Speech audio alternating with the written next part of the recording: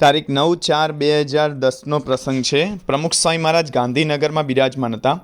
બ્રિજરાજસિંહ નામના એક યુવકને સ્વામીશ્રીએ આશીર્વાદ આપ્યા। તેઓના ગામની નજીક થયેલા એક પોળા બોરમાં એક નાનો છોકરો 25 ફૂટ ઊંડે ઘૂસી ગયો હતો। ફાયર બ્રિગેડવાળા આવ્યા, પણ કોઈ રીતે એ છોકરાને કાઢી શકે એવું હતું નહીં। એટલે ફાયર બ્રિગેડવાળાએ આજુબાજુ આ તમાશો જોવા ઉમટેલી મેદનીને કહ્યું કે આપ બધામાંથી એક જણ અહીં આવો, એના પગે દોરડા બાંધીને ઊંધા માથે 25 ફૂટ સુધી અમે નાખીએ, જેથી છોકરાના હાથ પકડીને ઉપર લાવી શકીએ।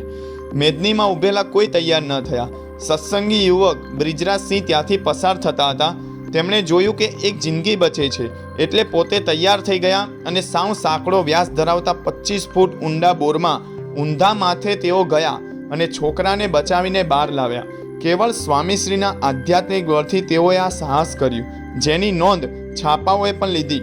તેઓને સ્વામીશ્રીએ ખૂબ પ્રસન્નતા ભર્યા આશીર્વાદ આપ્યા।